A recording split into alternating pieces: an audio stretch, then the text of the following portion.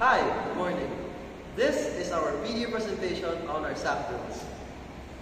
Here behind me, you can see how the SAP drill is performed. But let's take a closer look at our athlete.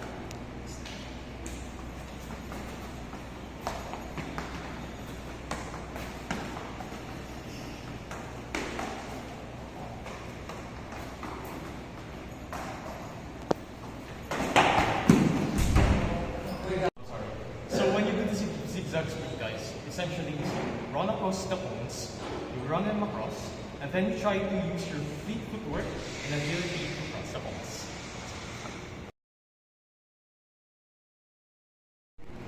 So guys, I will be doing the T drill for you.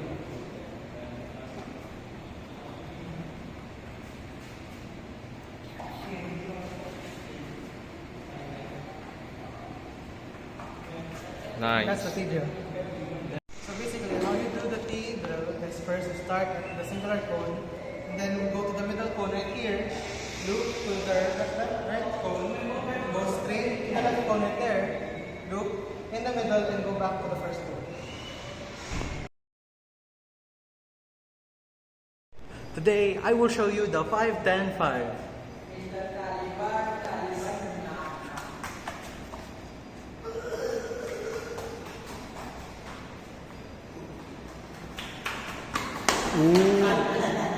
So, for the 5-10-5 drill, what you have to do is you have to start at the middle cone, and you have to go to the right cone, and you have to go back to the left cone, and back to the right cone.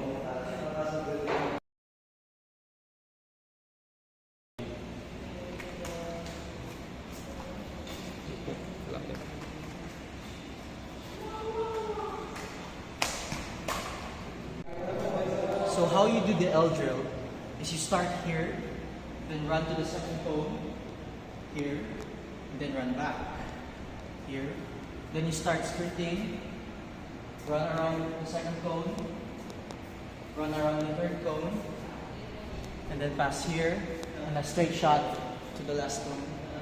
And then you have the L drill.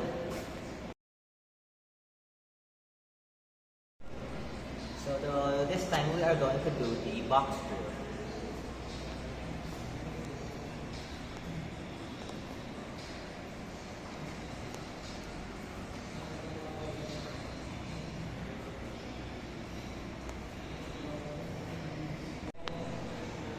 So what we first do is, this is the starting point, this first cone. We sprint towards the second cone B. Then we move sideways from cone B to cone C. Then we sprint, still facing forward, so in the same direction, sprint backwards to cone D. After reaching cone D, we are going to shuffle from cone D back to cone A, the starting point.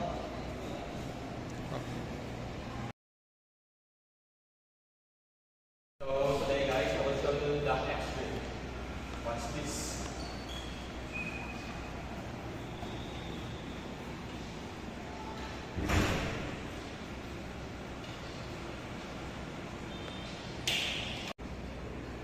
So here's how I demonstrate the X drill from. So from here, you start here, then go into the diagonally into this cone. Then while facing forward, you need to shuffle your legs up to your left, and going backwards, facing forward, up until this cone, and then you need to run back to the original position to where you are. So today guys, I will show you the IP shuffle.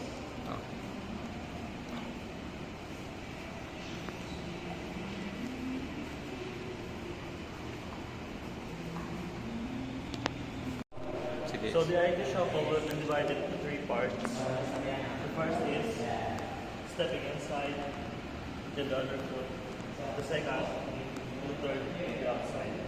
You repeat the same process until you reach the end.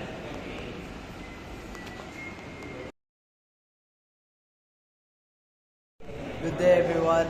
Today I'm going to show you the W sock drill.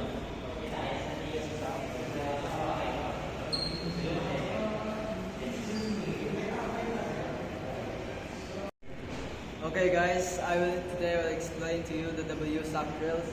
First you start here, after starting here, you're gonna do a split step, going to the other cone, and then going to the other. That is how you do the W sock drill.